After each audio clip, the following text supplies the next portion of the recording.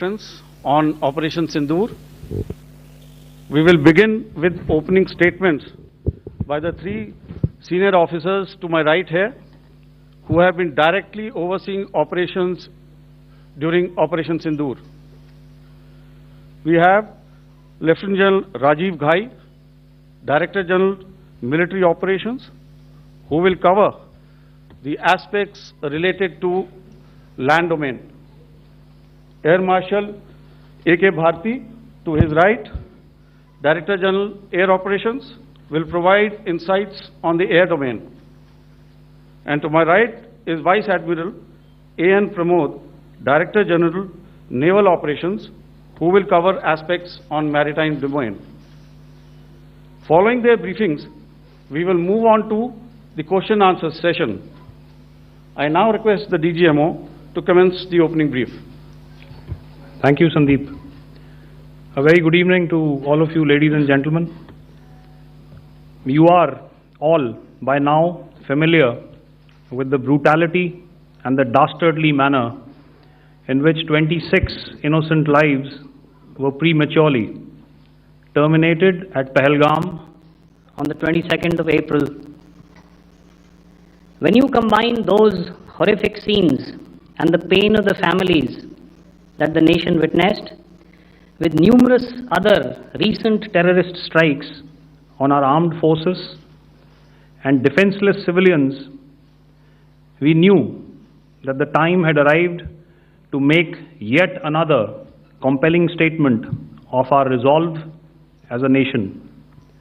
Operation Sindoor was conceptualized with a clear military aim to punish the perpetrators and planners of terror and to destroy their terror infrastructure. What I do not state here, of course, is the often stated determination of India and its intolerance to terror. It set into motion a very diligent and microscopic scarring of the terror landscape across the borders and the identification of terror camps and training sites.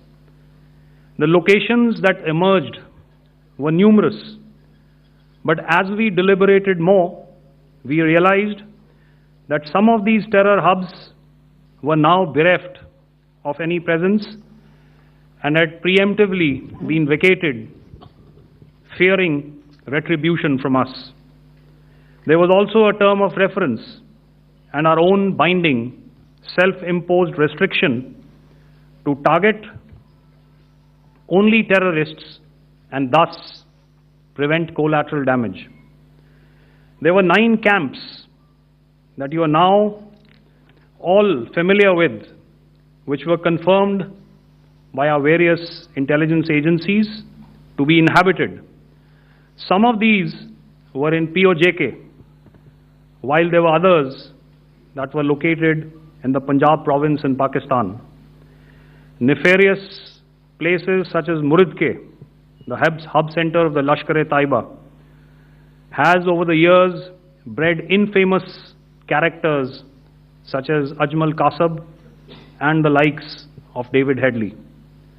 What followed was a careful scrutiny of each of these sinister locations, their layout, configuration, even the type of construction in each structure, and the terrain obtained around these. This was with an obvious intent to deduce and identify the exact vector that was required for their neutralization, as also the eyes in the sky that we would send up to ensure that we brought back evidence that we had indeed targeted what we set out to. The precise images of these engagements on that fateful and historical night have already been showcased during the first press statement on the 7th of May that was helmed by our Foreign Secretary. I have no doubt in my mind that we achieved total surprise, and those strikes across those 9 terror hubs left more than 100 terrorists killed, including high-value targets such as Yusuf Azhar, Abdul Malik Rauf and Mudassir Ahmed, that were involved in the hijack of IC-814 and the Pulwama blast. The line of control was also violated soon after by Pakistan, and the erratic and rattled response of our enemy was apparent from the number of civilians, inhabited villages, and religious sites such as Gurudwaras that were unfortunately hit by them, leading to a sad loss of lives. The Indian Air Force played a major part in these strikes by engaging some of these camps, and the Indian Navy provided wherewithal in terms of precision munitions. The Indian Air Force obviously had their assets up in the sky, and I will here request Air Marshal Bharti, the Director General of Air Operations, to detail for you the methodology that the men in blue adopted to successfully manifest this mission. Thank you, Rajiv. A very good evening, ladies and gentlemen. It indeed is a difficult time that we have to come here like this and brief you. We could have done without this, but we had no choice. As the DGMO has detailed, the event was precipitated by the dastardly act at Pahalgam. The sequence of events have already been detailed. We carefully selected the targets, and out of the 9 selected targets, the target systems that were given to the Indian Air Force were the notorious training camps at Bhavalpur and Muridke, these being further from the international boundary. Through critical target system analysis, we analyzed what was to be done to annihilate these targets and plan to engage these targets with precision air-to-surface guided munitions so as to avoid collateral damage. The modalities of planning process I will not go through at this instant. However, what I would like to show you is the results that we achieved through our targeted airstrikes. Could I have the second slide, please?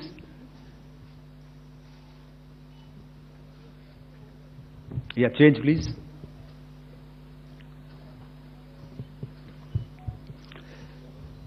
Okay. This is what the terror infra at Muridke looks like. If you see, north is as indicated, and to the right is east, where the international boundary lies. Could we have the next slide, please?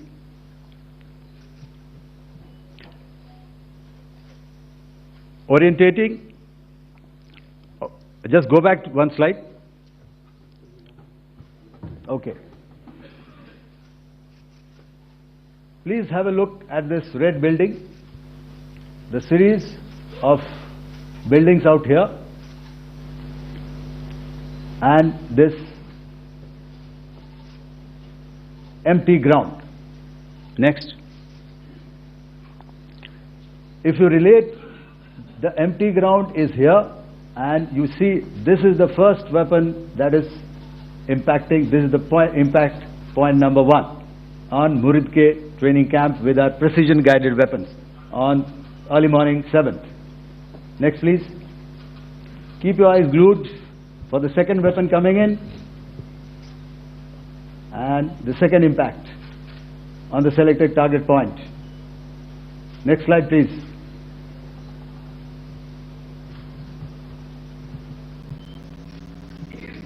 Third weapon, third impact. Continue. And fourth weapon, fourth impact. So through these targeted and precision targeting, we addressed the target at Muridke, which was the turning infrastructure. Can you hear me? All right. Okay, I'll come closer to the mic. Now we go to the next target, which is the Bhavalpur training camp. Next slide, please. Okay, just wait. So the effect, if you see, the impact point, if I can point out, this is the impact point.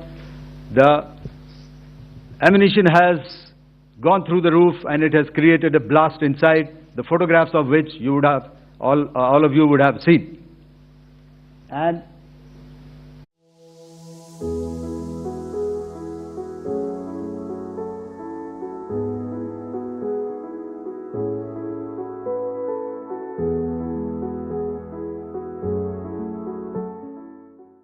system which was in the north, a series of buildings. I will show you how it looked next. Completely destroyed by our precision.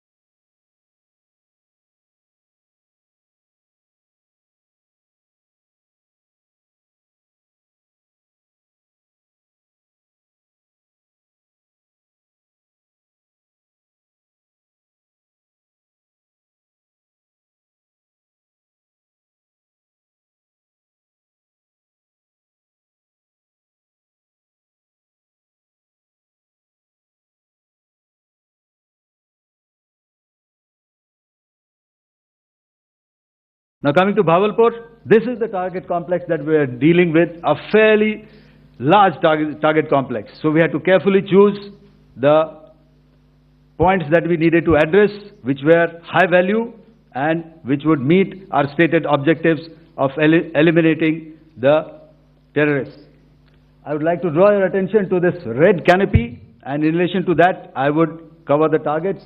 One target system is a series of buildings here, other one here, and other one out here. Next slide, please. This is how it looked before, and this is how the building looked after the impact of the weapon. And orientation in relation to this red canopy, you can see here. Next, please. Before, next, and after. The roofs have completely collapsed. Next. This is the target system. Next. Precision targeting, and we have achieved our objectives here. Next. All right. So that was what we did on the 7th. Our objective was to address these two terrorist camps, and that we did with precision. And thereafter, we maintained a robust air defense posture, because remember, our objective was to target the terrorists and terrorist infrastructure, not any other infrastructure, not the Pakistani military, not the Pakistani any other infrastructure. So that is what we have maintained on the 7th of May. However, what we saw in the evening of 7th of May, we were saturated with a raid of Pakistani unmanned aerial vehicles and small drones. And these came in waves in our civilian areas, over our military installations, and all of them were successfully intercepted. Few of them did manage to land. However, there was not much damage that they did. And we have our robust counter-US hard kill and soft kill systems which did the job. However, the difference here was that we had targeted the terrorists. The adversary now has targeted our civilians and the military infrastructure. So it had to be responded to. So in a quick and calibrated response, that very night, we struck their radar installations at Lahore and close to Gujranwala, the LYT installation, to indicate to him that we are ready, yet we do not want to escalate. Our fight was with the terrorists and not with the Pakistani military establishment. Thank you.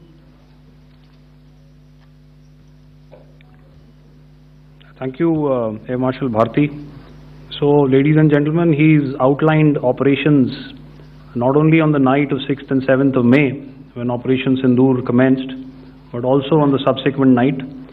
Being well aware and familiar with the congenital and impulsive nature of our adversary, and even though we did attempt to reach out and communicate our compulsions to strike at the heart of terror to my counterpart in the immediate wake of Operation Sindoor, the request was brusquely turned down, with an intimation that a severe response was inevitable and in the offing. We were, of course, prepared. Operations on the 7th and the 8th, Air Marshal Bharti spoken about. On the night of 8th and 9th of May, they flew drones and aircrafts into our airspace all across the borders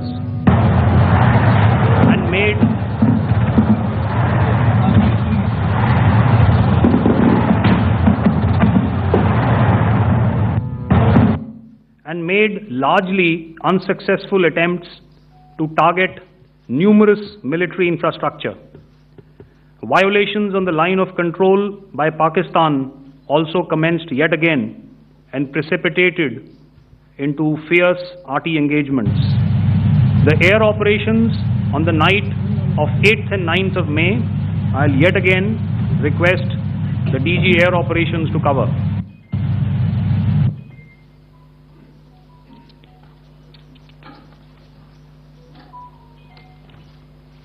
So I just covered what happened on the night of 7th and 8th.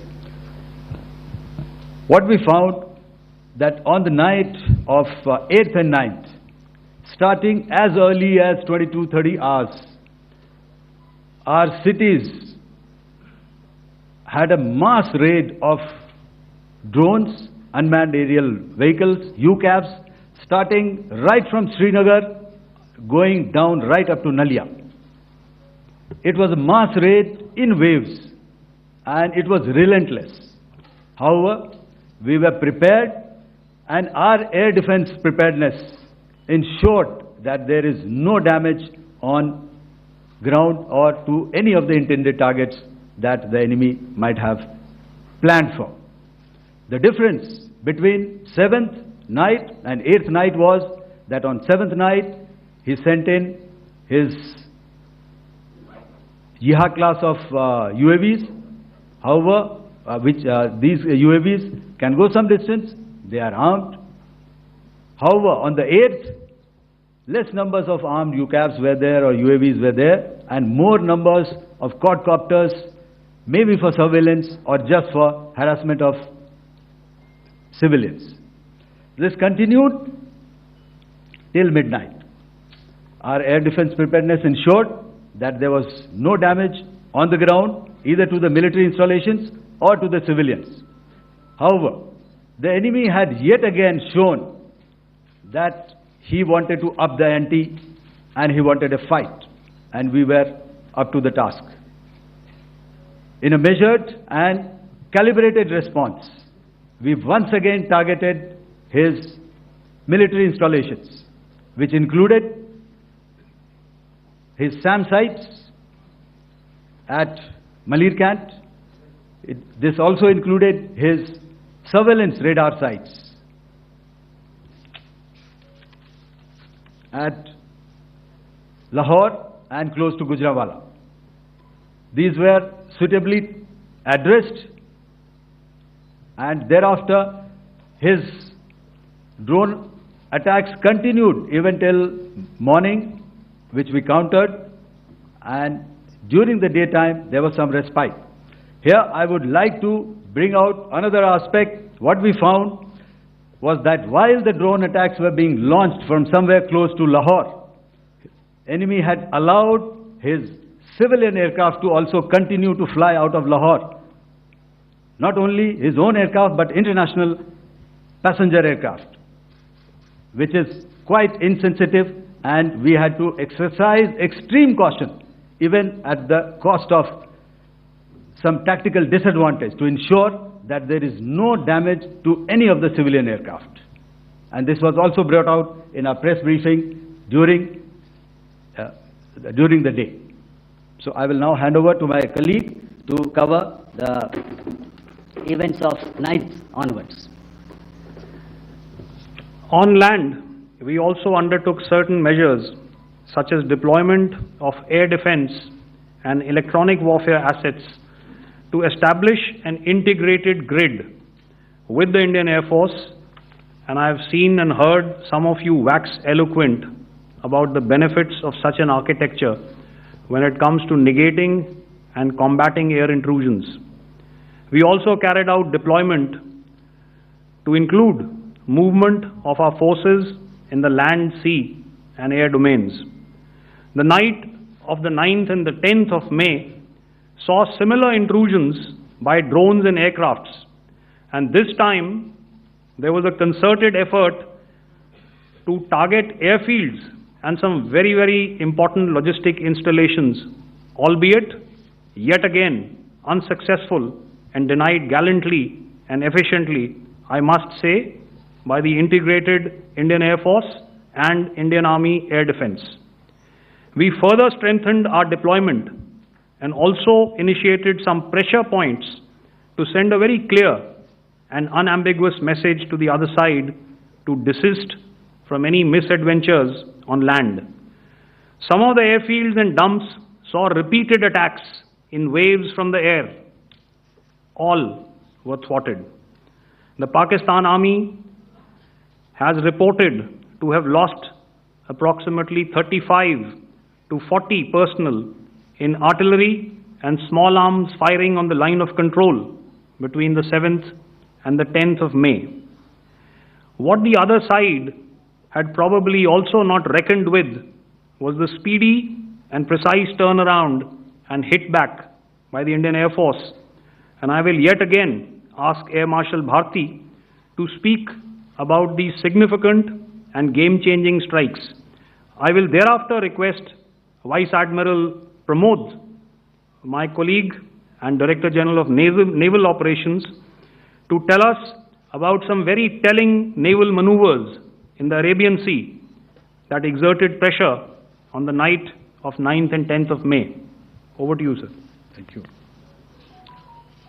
Commencing about 2000 hours, that is 8 p.m. local time, on 8th of May, several Pakistani unmanned aerial systems, drones, combat vehicles attacked multiple IF bases.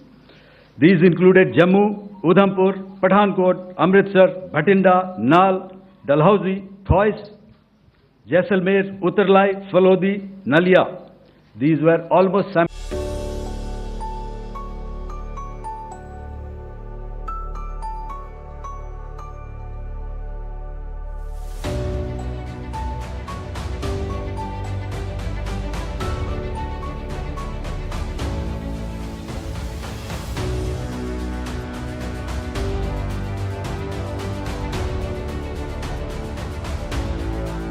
Once we signed the deal, actually we were very impressed with the speed of delivery by Vigal, and the entire process was smooth and hassle-free. So it was an excellent experience.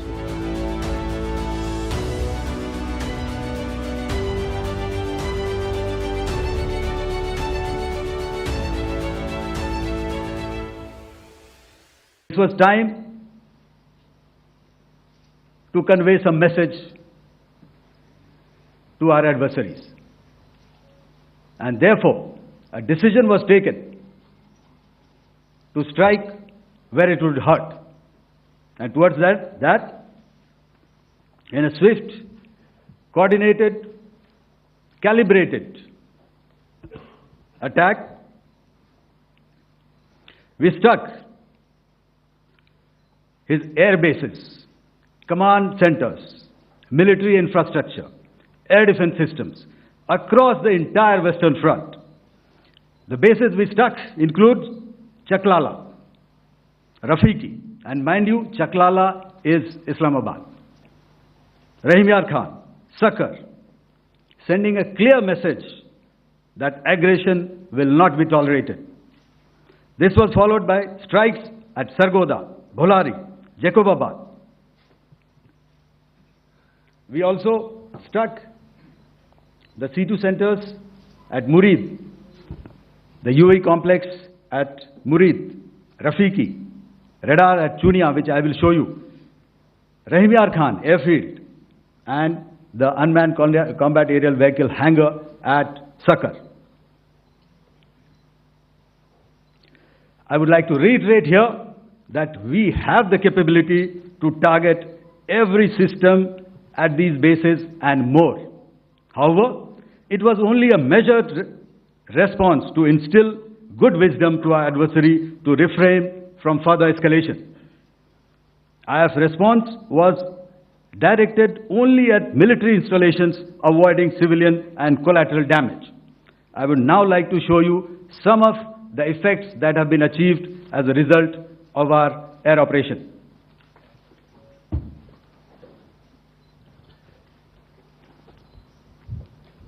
Here is the Pasrur air defense system, if you could see.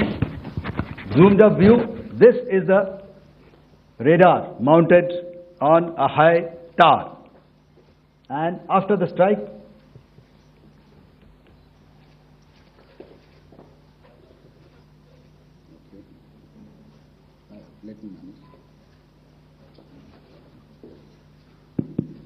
thank you. Can you hear me? Yeah, thank you. And after the strike, this is what has happened. This radar has been taken out, completely burnt. Next slide, please. The Chunia air defense radar, which was taken out on 7th and 8th. This is the radar site. A blown up photograph, once again, on a tower. Not very clear, but what you see very clearly is the after effect after we have struck. The radar head has been completely decapitated. Next slide, please. Arifwala air defense radar. In this complex, you see how it looked before, blown up image, and after really blown up. Next. Now coming to Sargoda airfield. Remember, this is one of their important airfields wherein they have a lot of assets, F-16s, other assets which they keep getting, training institutes. And we have stuck this airfield. It is not, if you zoom in here, then one impact point here on the runway and second impact point of our weapon, precision weapon on the runway. And if you see this blown up, repairing going on. Same here. Next. Rahim Yar Khan. This is the area we have struck. A deep strike out here and one complex here. So this is how it looked before, and the same. You see a big crater, another crater here, and this complex after strike neutralized. Next. Chaklala airfield, Noor Khan, once again a major air base, a lot of their logistic assets out here. This was the chosen complex that we intended to strike and convey a message. Next slide, please. This is how it looked before, and this is how it looked after our strike. Next. Sakar. We chose the radar site at Sakar. This is the radar site, and after it was struck, this is the aftermath, completely burnt out. Next, please. Aircraft shelter. This is how it looked before the strike, and this is how it looked after the strike, the roof of the buildings completely caved in and burnt. Next. Bolari Airfield, aircraft hangar. This is how it looked before, and this is how it looked after the precision strike. Next. Jacobabad, aircraft hangar, and this is how it looked after. Next. So what I'm trying to convey here, ladies and gentlemen, is to start with, our fight was neither with the Pakistani military nor with anybody else who's there on the other side. Our fight was with the terrorists. We neutralized the terrorists that we selected to be neutralized, and thereafter we only maintained the air defense posture. However, we were relentlessly pounded by waves after waves, night after night, by his UCAVs, by his drones, and by his other unmanned aerial systems. And that left us with no choice but to retaliate, and yet our retaliation was calibrated, it was graduated, and it was proportionate. Thank you.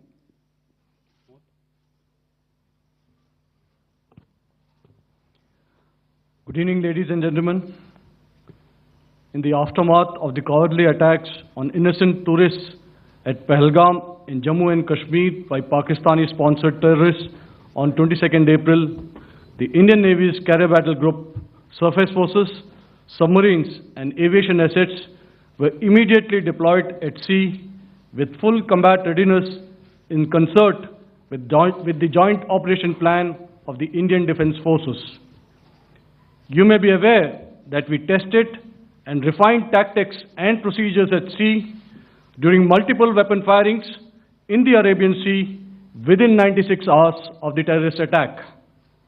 The aim was to revalidate our crew, armament, equipment, and platform readiness to deliver various ordnance on selected targets precisely.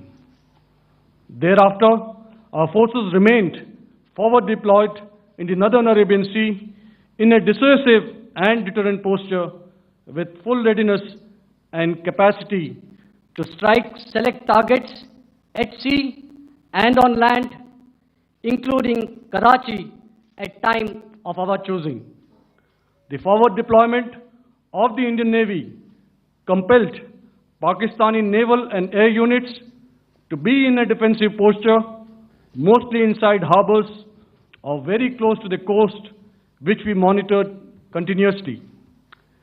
The Indian Navy maintained seamless maritime domain awareness throughout the duration and was entirely aware of the location and movement of Pakistani units. In effect, we had and continue to have good battle space transparency using our maritime domain awareness grid. As you are aware, our response has been measured, proportionate, non-escalatory, and responsible from day one. Accordingly, the calibrated approach considered all options, including the ability of the Indian Navy for offensive action from and at sea. As part of this escalation control mechanism, the application of force by the Navy was planned in a synchronized manner in coordination with the Army and Air Force, the highlight being teams from the three services working closely in an integrated manner. Along with the kinetic actions by the Indian Army and Indian Air Force, the overwhelming operational edge of Indian Navy at sea contributed towards Pakistan's urgent request for a ceasefire yesterday. As we speak, Indian Navy remains deployed at sea in a credible deterrent posture to respond decisively to any inimical action by Pakistan or Pakistan-based terrorists. Thank you. Samno Varna, Jai Hind. Now I'll hand over to Director General Military Operations for further proceedings. Ladies and gentlemen, on the 10th of May, in the morning, even as we were getting into a huddle to wargame the events of the previous night, a routine exercise, I received a message on hotline from my counterpart in Pakistan seeking my willingness to communicate. Since our initial aim was to strike at terror camps, and all our actions in the subsequent days were in response to the intrusions and violations by the Pakistan Air Force and its army, it was decided that I would indeed speak with my counterpart.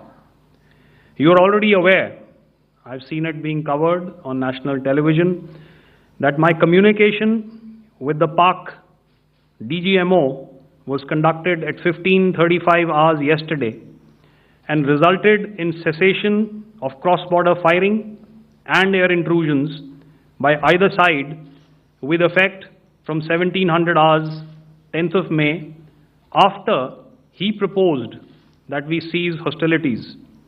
We also decided to further speak on the 12th of May, that's tomorrow, at 1200 hours, to discuss the modalities that would enable the longevity of this understanding. However, disappointingly, and must I add, expectedly, it took only a couple of hours for the Pakistan Army to violate these arrangements by cross-border and across the line of control firing, followed by drone intrusions across the expanse of the Western Front, through last night and in the early hours of the morning today. These violations were responded to robustly and dealt with as they must be.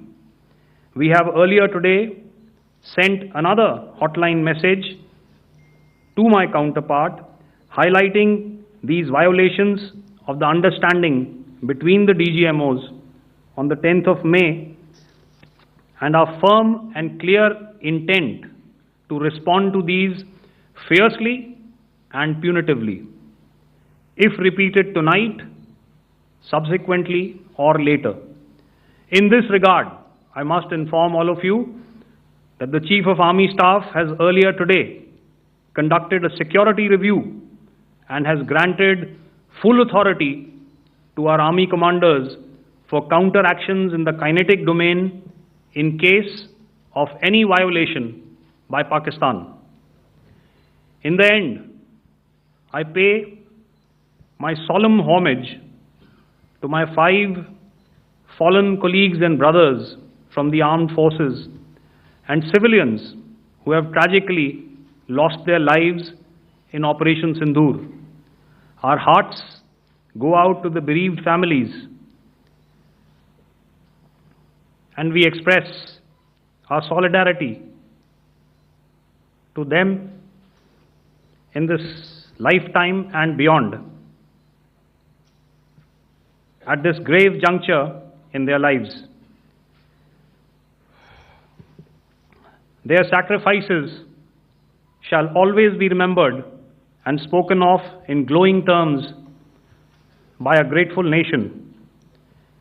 We have thus far, ladies and gentlemen, exercised, and my colleague Pramod highlighted this, immense restraint, and our actions have been focused, measured, and non-escalatory. However, any threat to the sovereignty, territorial integrity, and safety of our citizens will be met with decisive force. Jai Hind.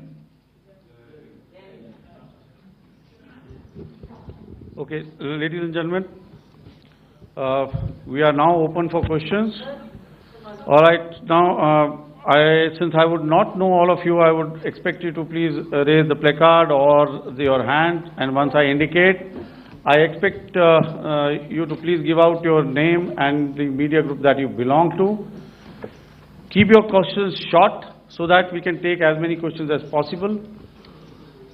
Also, ladies and gentlemen, kindly bear in mind that confidential aspects may not be answered by the 3 DGMOs. Right. I've got a lot of hands there. Let me start from the left. Left foot always in front when we start marching. So here we have to the left, okay. Yeah, 238. Hello. So this is Manas Pratimudyan from PTI, Press Trust of India. So the understanding that was reached yesterday on stopping the military operations and actions, was it for just 3 days? And what would be the cost escalation if there is violation of this understanding by the Pakistani side?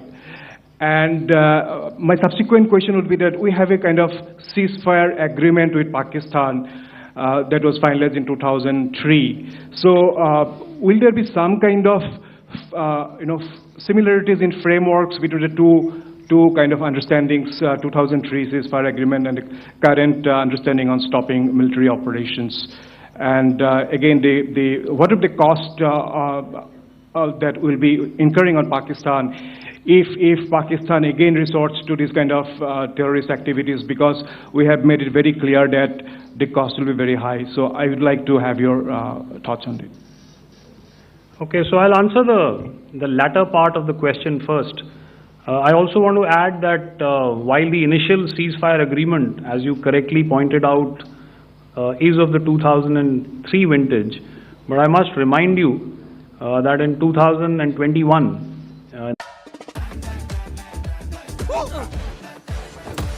ఇక నుండి ఇంత ఊరు నాది ఇప్పుడొస్తుందిరా అసలైన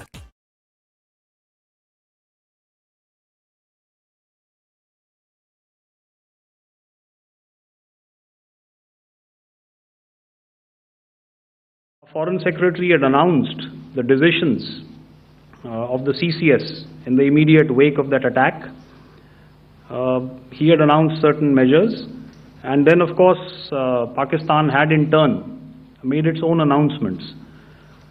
Since then, there have been certain violations of this ceasefire understanding, and of course after the 7th of May, like I pointed out during my statement, that there have been numerous violations on the line of control especially, and of course along the international boundary by the Pakistan Army and the Pakistan Air Force.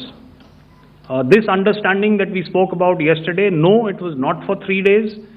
It was first to stop aggressive and hostile activities immediately, let that order and direction settle down for about 36 hours, and thereafter discuss modalities, like I said, to ensure its longevity.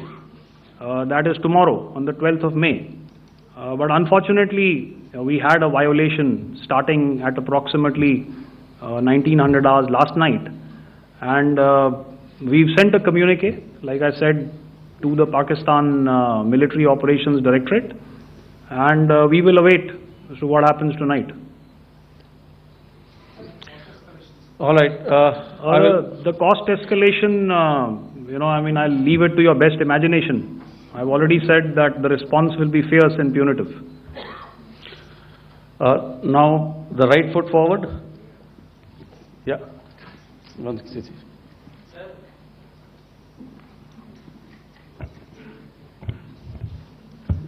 Sir, I am Ajit Dubey from ANI, sir. Sir, my question is that you talked about the loss of lives to the Pakistan army, that was around 35 to 40 kills secured by the Indian army. Sir, can you tell us what would be the total loss of life to the Pakistan army in both army and air force attacks, sir? And how good was the performance of the BrahMos, Scalp and the S-400 during the operations? And sir, since we have just one line. No multiple questions, please. Sir, all right. And since sir, we have achieved such a spectacular, we have made good achievements in this entire operation, can we say that we have emerged victorious, or we have a big upper hand over the Pakistanis in this entire conflict? Thank you very much, sir. So I'll answer the question about the loss of lives on the other side. Of course, there are various means to ascertain that number there is information from various agencies that come in. There are, of course, on the line of control, other ways to find out as to what has been the effect of what you are doing there in ceasefire violations. So therefore, I mentioned 35 to 40 on the line of control, and please remember that once Operation Sindoor was launched, the responses of the Pakistan Army were also on Indian Army or the Indian Armed Forces infrastructure. Let me put it that way. So that's why I did not cover casualties of the Pakistan Army, at least in the initial phases of battle, because those were not our targets. Our targets were terror-oriented, and of course later, once they launched air intrusions and air operations on our infrastructure, we've used heavier weapons, and of course there would have been casualties, but those are still being assessed. The effects of the weapons that you mentioned, I will request Air Marshal Bharti to apprise all of you about those. Good evening, Mr. Sujit. How are you? Ajit. Okay, we're meeting after some time. I never mentioned about any of the weapons that we used. Check. Okay.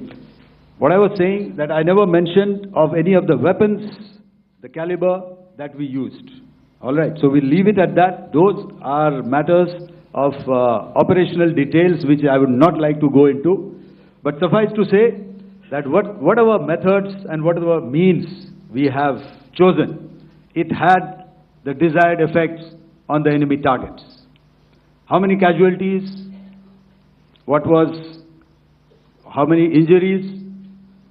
Well, to start with, our aim was not to inflict casualties, but in case there have been, it is for them to count. Our job is to hit the target, not to count the body bags. And the last part of your question, I wonder if you read out the tweet on ADG-PI at midnight once we'd done what we had to in Operation Sindoor. And that's credit to my friend here on the left. Justice has been served, Ajit. That is all that I will say. Ajit, I'll request you to, refrain putting words into his mouth. All right. I'll come back to the left. 147. Sorry, 47. No, 47. Did I see it here or? Yeah. Good evening, gentlemen. Sorry, 147, I saw it there. Sorry. Yeah. Since I've already said, 147, start please. Hi sir, good evening. This is Shivam Patel from Reuters News Agency. Thank you for giving me the opportunity. My question, sir, is how many military targets did Indian Armed Forces strike in Pakistan in response to the attacks from Pakistan? How were these targets selected? And how many troop casualties have been there in total on both sides, if you can give details? Thank you. I'm sorry, where are you? I haven't spotted his name. He's to the right. Okay. Can you just repeat that for me, please? Sure, sir. So my name is Shivam Patel. I'm from Reuters News Agency. My question is, how many military targets in total did the Indian Armed Forces strike in Pakistan in response to the attack from Pakistan? How were these targets selected? And how many troop casualties have been there on both sides, if you can? So you're speaking of the targets that I mentioned in the wake of the attack at Pahalgam, right? Military targets, after full response. Yeah, I think it's amply clear to everybody here that the Pakistan Army has not crossed the international boundary, neither in the plain sector nor on the line of control. So the intrusions have been in the air. There have been certain attempts on the line of control when ceasefire violations have been on to try and infiltrate and carry out and perpetrate activities that we are all very well familiar with.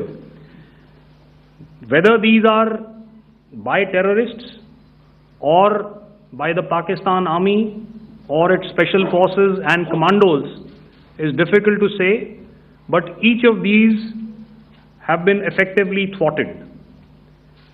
So therefore, as far as engagements of military targets on the other side is concerned, I thought Air Marshal Bharti covered those very well and in detail, and he also mentioned as to how they went about targeting those.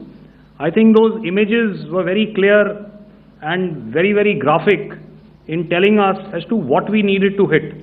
And you'll remember right at the outset I said that we even went into what was the construction in each of these locations and therefore decided on the vector that had to be utilized. Please. Okay, if I could add to what the DGMO has said. I have already detailed the targets. Now, whether it is X numbers or Y numbers is that is immaterial. And what damage have we inflicted? You have seen. What are the casualties on the other side? As I said, that is for them to count. As far as we are concerned, from the air defense side, if they had a choice, they would have definitely come in. They are fighters, there are more numbers of UCAVs. It is not that they did not intend to come in. It is only that our robust AD posture prevented them from coming in. So that must be known, and that must be realized by all the audience here. Yeah, I'll come to the left now, 24.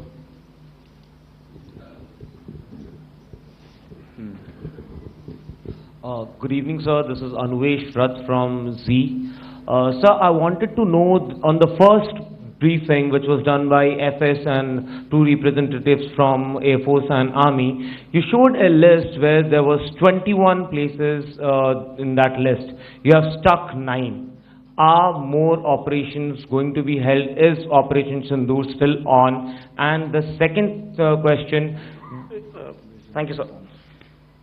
Thank you so much. And also, I want to congratulate all three of you for a fantastic operation that you guys have done. Thank you so much. Thank you so much for that one question. Yeah. Sir, the question. Unfortunately, Rath, is that your name? I'm sorry. As far as operational details are concerned, I am not in a position to share those right now. But I think I'll take a cue from Pramod. He said towards the end that the Indian Navy is still in a posture that is deterrent.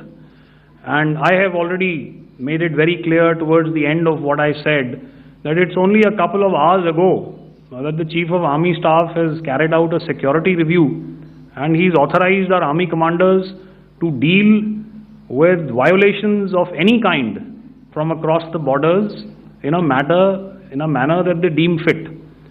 So again, to reiterate, the response will be fierce and it will be punitive.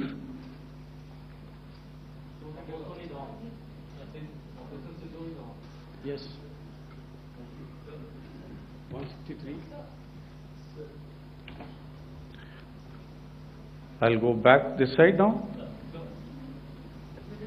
Yeah, 255.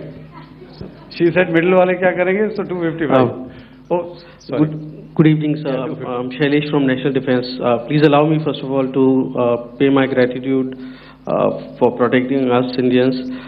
Thank you very much. Sir, since the enemy has been talking about taking down our aerial platforms, it would be deemed fit in case we can reveal that we have taken down their fighter jets. What could be the number? Though you said that they may be not good to reveal the platforms, but since this has come from various quarters in Pakistan, so I believe that we need to answer, in case if you can, sir, if you may allow. The question is for me? Yes, sir. Okay, and if I get it right, you want to know how many of their planes we have downed? Yes, sir. Yes, sir. All right. See, as I said, their planes were prevented from coming inside our border. All right. So we do not have the wreckage with us, but definitely we have downed a few planes. Numbers, we would not like to hazard a guess out here. Okay. I have the numbers. Okay, and we are getting into the technical details of it to establish it. So I would not like to put a figure at this time, but definitely there are losses from their side which we have inflicted. Please don't ask. Were they four generation plus, sir? No, See, sir, you're putting words into my mouth. Why do you say fourth generation? Let us make it high tech. Thank you so much. All right. Yeah, 163.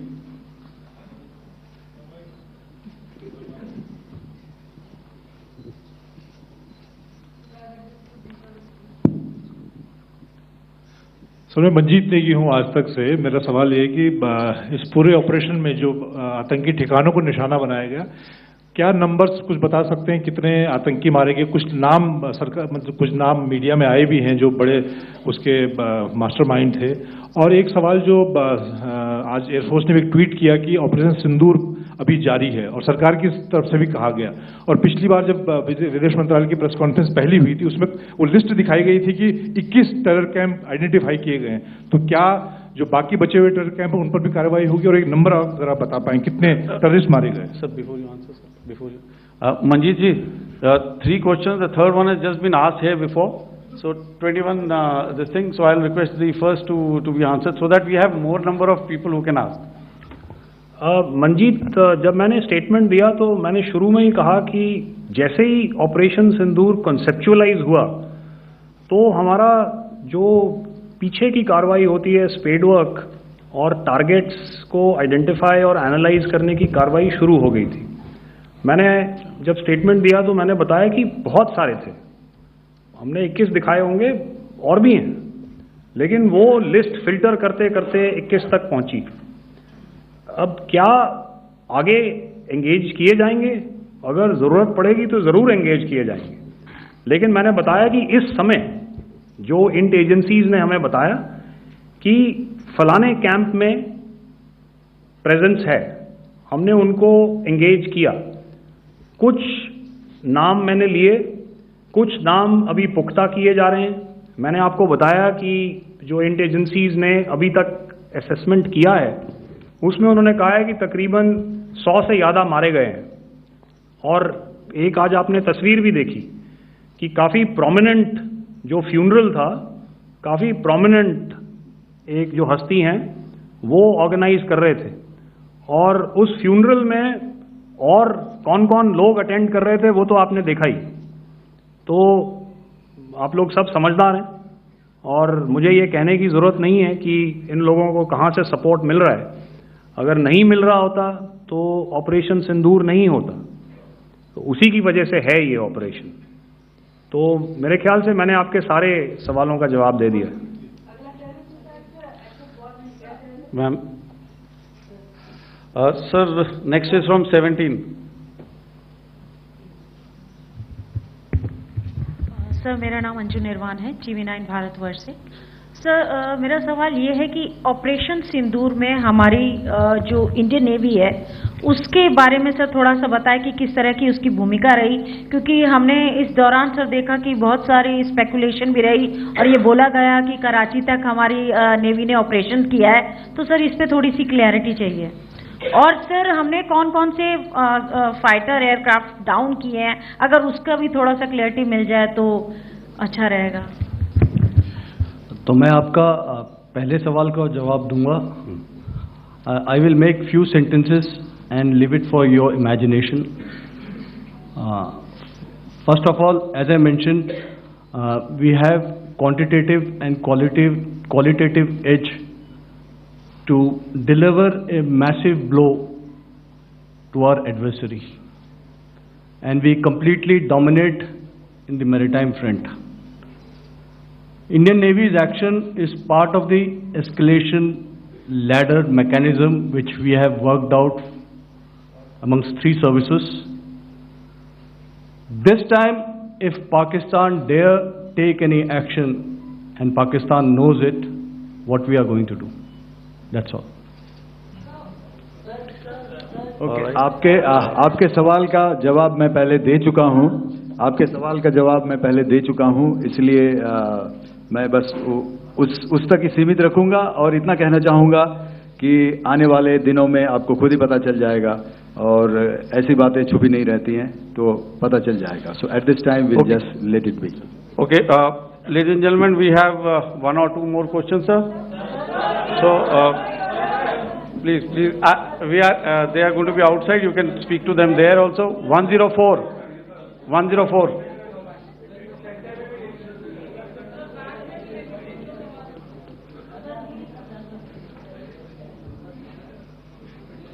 I think. Yeah, ask sir. Sir, Dinakar with the Hindu newspaper. Are you surprised that you got this question? No, sir. I'm waiting for the distiller.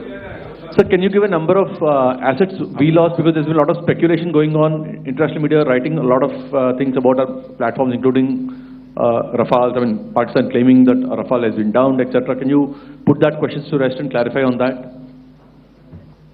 I guess that question is for me. All right, I'm happy that you've asked this question. You know, we are in a combat scenario, and losses are a part of combat.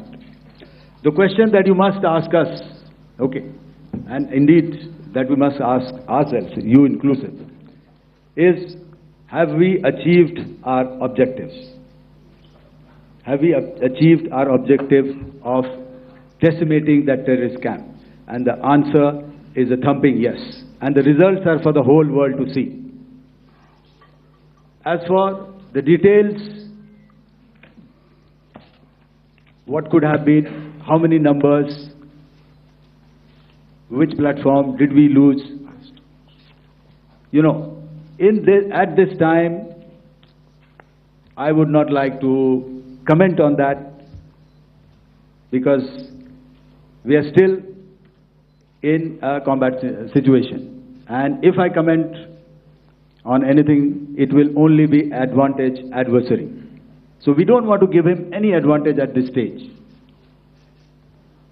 All I can say is that we have achieved our objectives that we selected, and all our pilots are back home. Thank you. Okay, hold, please don't, please be civil here. So we'll have 220 now. Hello sir, this is Anita Chaudhary sir from Swadesh newspaper. मेरा सवाल है, क्योंकि ये हमारे जो पहले जो action रहा वो आतंकवाद के खिलाफ रहा, तो आतंकवाद में अजहर मसूद की तरफ से एक बयान जारी किया गया था जिसमें उन्होंने कहा कि हम इसका बदला लेंगे और जाज रुलाएंगे.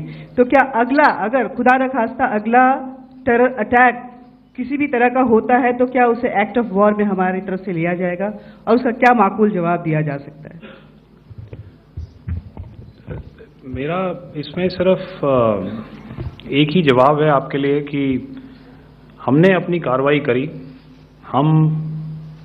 हमने उसके बाद मैंने अपने स्टेटमेंट में भी बताया कि ये कम्युनिकेट करने की कोशिश करी कि हमने इस तरीके से ये जो स्ट्राइक्स हैं वो क्यों की. लेकिन जो हमारा एडवर्सरी है उसने जैसे मुनासिब समझा वो कार्रवाई करी. तो आपने देखा कि ये जो एक्टिविटीज़ चल रही हैं 3-4 दिन से, ये कोई वॉर से कम नहीं है. नॉर्मल सर्कमस्टांसेस में एक दूसरे देश की एयरफोर्सेस हवा में नहीं उड़ती हैं और एक दूसरे के ऊपर स्ट्राइक्स नहीं करती हैं. हर रात इंट्रूजन्स नहीं होते हैं. लाइन ऑफ कंट्रोल पर सीज फायर वायोलेशंस, आपके एक साथी ने सवाल पूछा था शुरू में, एक सीज फायर अंडरस्टैंडिंग था, वो भी जा चुका है. उस सीज फायर अंडरस्टैंडिंग के जाते जो फायरिंग हो रही है लाइन ऑफ कंट्रोल में, उसमें घुसपैठ की कोशिश हो रही है. आमतौर पर ये घुसपैठ लाइन ऑफ कंट्रोल में टेररिस्ट करते हैं, लेकिन हमें इंफॉर्मेशन है कि हो सकता है ये पाकिस्तान आर्मी की टोलियां भी हों जो हमारे पोस्ट के ऊपर खामी पहुंचाने की कोशिश कर रही हैं. तो ये सारी एक्टिविटीज़ तो वॉर में शामिल हैं. तो ये कहना मुश्किल है कि आगे क्या होगा, वो स्पेक्यूलेटिव जोन में आ जाता है और मैं स्पेक्यूलेट नहीं करना चाहता हूँ. हर एक सिचुएशन अलग होती है और उससे एक तरीके से डील किया जाता है. सर, मैं एक सवाल इसका मैं जवाब देना चाहता हूँ. 1 मिनट. जो हम जो मिलिट्री होता, our main job is to prevent war and maintain peace and stability. So it is not that our response is a graded response. That means अगर किसी ने किया तो उसको graded उसमें किया, जैसे terrorist action हुआ तो what we did is the terrorist action and we destroyed all the terrorist camps. उसके बाद आपने देखा कि उनने थोड़ा सा कोशिश किया तो हमारे एयरफोर्स एंड आर्मी ने क्या किया, तो मिलिट्री टारगेट्स हैं उनके ऊपर थोड़ा. So our aim is to maintain peace and tell our adversary that you do this and the response will be bloody. Okay. Now, as per the, please, we'll have 166 and 25, and after that, no more, please. Sir, this side. Ladies and gentlemen, please maintain. I request you to please be quiet. Jal Ghai? No. This side, sir. We have only two questions left. 166. Yeah, please ask. So I'm Rahul Singh from Hindustan Times, sir. So you were totally on top of the game in the kind of losses you've inflicted on the enemy. I mean, we saw the slides and everything. So it kind of comes across that you were batting it 99 and you decided to declare your innings. What are your thoughts on that, sir? And do you think, are you weighing the option of the Pakistan army using this time, buying this time of the so-called ceasefire or the understanding? And you talked about how they could not be trusted. So buying time to kind of build up their war reserves, getting stuff from their friends like Turkey or China, are we considering that possibility, sir? Look, see, the call came from the Pakistani side to speak about cessation of hostilities. What pauses mean during such conflicts is known to everybody. You know, I don't want to go into the pros and cons of how preparation for war is made. You know, that is a process in itself. But I think my senior colleague here, the DG Air Operations, spoke, or he alluded at least, you know, to what this operation was precisely and specifically meant for. And I think that's something that we achieved, you know, right at the outset. Had we had the option not to go further, we probably wouldn't have. But we've been compelled to be in this situation. And as you've seen, the armed forces of India, and you know, you've got the three Director Generals sitting here, we are always prepared to face any eventuality. And like I said, that's for the sovereignty, the territorial integrity, and the safety of our citizens.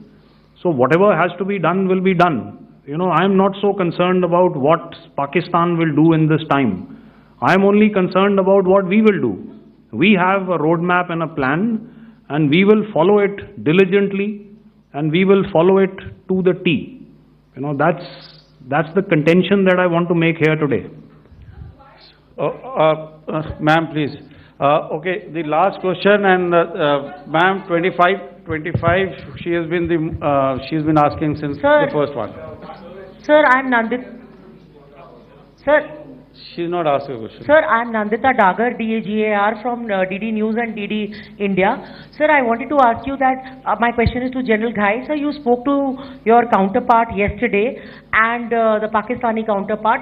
Sir, what is the Indian Army's assessment that despite that agreement, that talk that you had, despite that agreement coming into effect at 1700 hours yesterday, why did they violate it? And number two, yesterday at the Joint Defense Ministry and Foreign Ministry briefing, Wing Commander Vyomika Singh and Colonel Sophia Qureshi had told us that we have cited the Pakistani troops amassing at the borders and at the LOC. Sir, has that situation changed? Have they withdrawn?